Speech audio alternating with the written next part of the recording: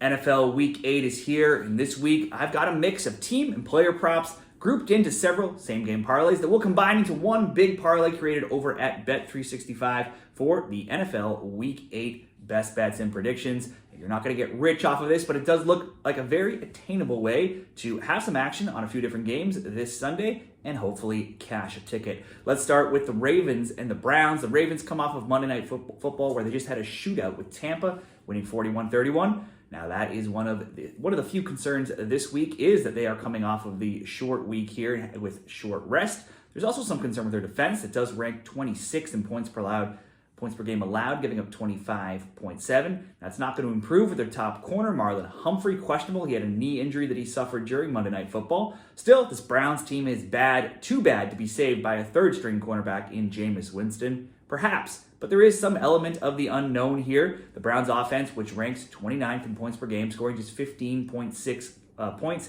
cannot possibly be any worse with Winston at QB than they were with the now injured Deshaun Watson. Winston was the Browns' only QB to throw a touchdown last week, and after Watson went down and then DTR got yanked as well, Winston went 5 for 11, 67 yards, 1 touchdown in his short time. He's up against Lamar Jackson, though, who has the highest QB rating in the league. Other same-game parlay options we could include in here if we're looking towards a Ravens win. Other could include Jackson to rush for 25 or more yards. His lowest total has been 40 yards rushing this season, and he has averaged 65 yards per game on the ground. The Browns, though, have only allowed 179 yards on the ground to rushing QBs, and that does average right out to 25.6. Now, Ravens' top wide receiver, Zay Flowers, is questionable with an ankle injury, which could mean more catches for other players as well. Next up could be Rashad Bateman with the second most targets on the team, catches and yards, while being tied for the most touchdowns as well. He's had catch totals of 2, 3, 3, 1, 4, 4, and 4. It's coming off a 121-yard game last week. I wouldn't mind throwing him in there for some catches or yards as well into a same-game parlay. However, right now, at this time of recording, I do not see all of the player props listed for this game. So instead, for leg number 1, we're going to go Baltimore. I think they should win this game. There is some unknown on the short rest and what Jameis Winston will bring to the table in his first game as a starter. So let's go Baltimore. Alternate spread, plus 3.5, plus over 1.5 team touchdowns. So that's as long as the Ravens don't lose by more than 3 and they score at least 2 touchdowns. We'll hit that first leg of this 4-legger. We'll move on now to Titans and the Lions. It's the biggest spread of the week here with Detroit home favorites of 11.5 points. Detroit are 5-1 straight up, 5-1 ATS. Tennessee, meanwhile, 1-5 straight up and 1-5 ATS. Now, short of an injury here to Jared Goff or a slew of turnovers or bad calls, the Lions in no way should lose this game. Goff has had a 140-plus passer rating in each of his past 3 games, something that's only ever been done 3 other times in NFL history. He's the second highest rated QB in the league. He has the second best completion percentage. In fact, in the last 4 games, he's thrown almost as many touchdown passes, 9, as he has incompletions, 15. Now, while there's no question at QB for Detroit, the Titans have no idea who is their best option between Will Levis and Mason Rudolph. Mason Rudolph is the guy right now, it looks like. Looks like his job to lose, especially with Levis injured with a shoulder injury.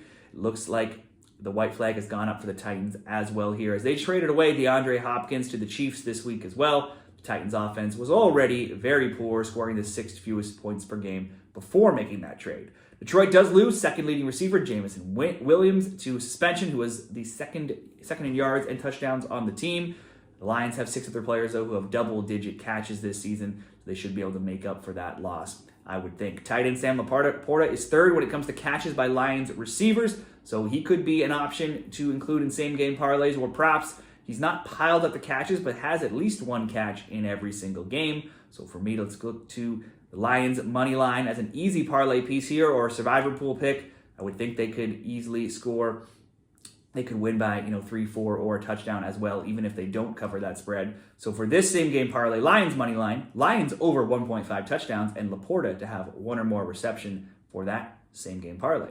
And then game number 3, Colts and Texans. We just saw this matchup earlier this year, and Houston won 29-27. Now it was only 15-13 Houston leading into that 4th. But both teams scored 2 more touchdowns. Both quarterbacks had 2 passing touchdowns on the day. And once again, a Colts and Texans game produced points. Other recent scores between them have been 23-19, 31-20, 32-31, and 20-20. In the last 11 meetings, both teams have scored 10 or more points in 9 games. This season, the both teams have scored 10 or more point prop, which is a prop you can find at certain sports books like DraftKings or Bet365 and others. That prop has gone 7-0 for Indy and 6-1 for Houston, with only a no-show by the Texans versus the Vikings, where they scored just 7 points, keeping them from being a perfect 7-0 to that prop as well.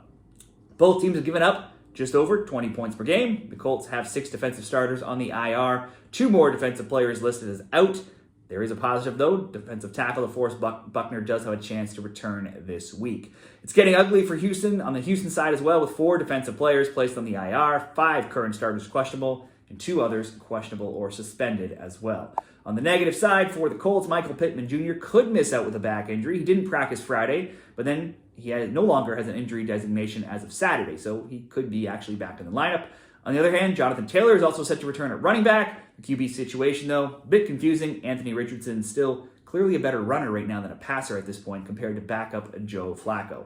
For Houston, they lost wide receiver Nico Collins. That's a huge blow. They don't look to be anywhere near as good without him in the lineup. Perhaps they can lean, though, on tight end Dalton Schultz, as the Colts give up the second most catches to opposing tight ends. So certainly Schultz could be factor into some prop bets this week as well. He's 4th on the team in catches with 19 in 4 games, and has had multiple catches in every game except last week where he just had 1. I will throw Schultz to have a catch into this same game parlay, along with Stephon Diggs to have a catch to slightly improve the both teams to score 10 or more price. Diggs has had 4 more catches every game this season, 5 or more in 6 of 7 games, so certainly you could up that to 3, 4, 5 or more catches on Diggs by himself. In fact, if we go back to last season, Diggs had 3 more catches in all 19 games. He had 4 more catches in 17 of 19 games, so certainly there's no shame in throwing him in there to have multiple catches in this game. But for the sake of this same game parlay, both teams to score 10 or more points, Schultz to have 1 or more reception, Diggs to have 1 or more reception. Looks very simple to cash this third leg of the parlay. I will summarize all of these selections, I know there's a lot of them, into a graphic at the end of this video to review. And we'll have one more selection. We'll go to Monday Night Football. It's the Giants and the Steelers. This is the same prop that I've just been running out every week until it stops hitting. It's a parlay leg of Pittsburgh and Chris Boswell to kick a field goal. Boswell is 19 of 20 in field goals on the year, going 6 of 6, 2 of 2, 2 of 3, 1 of 1, 1 of 1, 4 of 4, and 3 of 3. The Giants are not good, but that's mostly their offense that ranks 30th. Defensively, they're one of the slightly better teams, ranking 12th, so they may stall this Steelers offense and force some kicks. It's a similar story for Pittsburgh, who's 16th on offense, 2nd on defense. Last week, Russell Wilson sparked them to life, beating the Jets 37-15 in a 52-point game. But the Jets and Rodgers shot themselves in the foot over and over in a game, and a game in the 50s for Pittsburgh is very rare. Giants games this season have totaled 34, 39, 36, 35, 49, 24, and 31 points. So the potential to take an alternate spread into the high 40s or even the 50s in this game could be an option as well in a same-game parlay. Neither of these teams see too many games that hit very high point totals there. So that you could look to incorporate that into a same-game parlay. And if I was picking a winner, I would expect Pittsburgh to get the win here at home. For the sake of this parlay, we'll go Steelers to kick a field goal, and that will bring this parlay almost even money, minus 113. If we see some Ravens props out there, I'd like to throw Bateman or others into a same-game parlay there with some catches as well. So be sure to check out the graphic at the end of this video to summarize all of these parlay picks. And let me know what you're betting in NFL Week 8 in the comments. Good luck this weekend.